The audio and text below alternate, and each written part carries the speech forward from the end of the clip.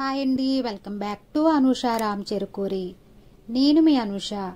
ఈరోజు వీడియోలో ఎంతో టేస్టీగా ఉండే సీజనల్ స్పెషల్ పచ్చి జీడిపప్పుతో మామిడికాయ కర్రీ ఎలా తయారు చేయాలో చూపిస్తాను. చాలా టేస్టీగా ఉంటుంది, చాలా సింపుల్గా ప్రిపేర్ చేసుకోవచ్చు. పుల్ల పుల్లగా చాలా బాగుంటుందండి. మరి లేట్ చేయకుండా ఎలా తయారు చేయాలో చూసేద్దాం రండి.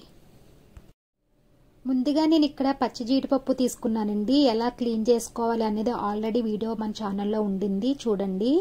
లింక్ కావాలి అంటే డిస్క్రిప్షన్ బాక్స్లో ఇస్తాను.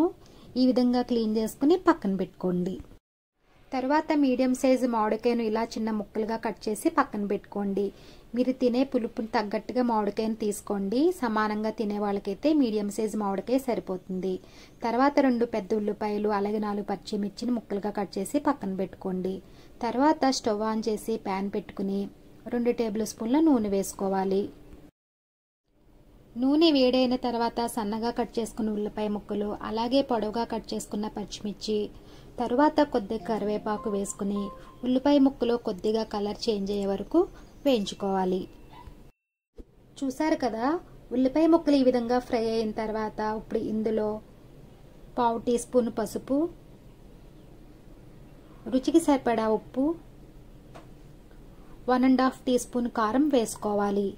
మీరు తినే స్పైసీని బట్టి కారం యాడ్ చేసుకోండి. ఇప్పుడు ఇదంతా బాగా కలుపుకొని 1 నిమిషం పాటు ఫ్రై చేసుకోండి. ఇలా ఫ్రై అయిన తర్వాత మనం ముందుగా కట్ చేసుకున్న మామిడికాయ ముక్కలు వేసుకోవాలి. ఇప్పుడు ఇదంతా బాగా కలుపుకొని మామిడికాయ ముక్కలు సాఫ్ట్గా అయ్యేంత వరకు మూత పెట్టుకుని మగ్గించుకోవాలి. మీరు తినే పులుపుని బట్టి మామిడికాయ తీసుకోండి. బాగా పుల్లగా కావాలి అనుకుంటే పెద్ద మామిడికాయ ఒకటి వేసేసుకోవచ్చు. సమానంగా కావాలి అంటే మీడియం సైజ్ మామిడికాయ అయితే సరిపోతుందన్నమాట. చూసారు కదండి, మామిడికాయ కూడా చక్కగా సాఫ్ట్గా అయింది. ఇప్పుడు ఇందులో మనం ముందుగా క్లీన్ చేసి పెట్టుకున్న పచ్చి జీడిపప్పు వేసుకుని అంతా బాగా కలిసేలాగా కలుపుకోవాలి. ఇలా కలుపుకున్న తర్వాత ఇప్పుడు ఇందులో 1/2 టీ స్పూన్ ధనియాల పొడి, 1/2 టీ స్పూన్ జీలకర్ర పొడి వేసుకుని బాగా కలుపుకోవాలి. ఇలా మొత్తం కలుపుకున్న తర్వాత 1 నిమిషం ఫ్రై చేయండి. ఇలా ఫ్రై అయిన తర్వాత ఇప్పుడు ఇందులో 1/2 గ్లాస్ వాటర్ని యాడ్ చేసుకోవాలి. ఇలా వాటర్ని యాడ్ చేసుకున్న తర్వాత అంతా బాగా కలుపుకోవాలి. ఇలా కలుపుకున్న తర్వాత మూత పెట్టి మీడియం టు లో ఫ్లేమ్లో వాటర్ అంతా దగ్గర పడే వరకు ఉడికించుకోవాలి. పచ్చి జీడిపప్పు త్వరగానే ఉడికిపోతుందండి. చూసారు కదా, చాలా చక్కగా ఉడికింది. ఆయిల్ కూడా పైకి తేలింది. ఇప్పుడు ఒకసారి బాగా కలుపుకొని ఫైనల్గా కొత్తిమీర వేసుకుని స్టవ్ ఆఫ్ చేసుకుంటామేనండి. అంతేనండి, ఎంతో టేస్టీగా ఉండే పచ్చి జీడిపప్పు మామిడికాయ కర్రీ రెడీ అయింది.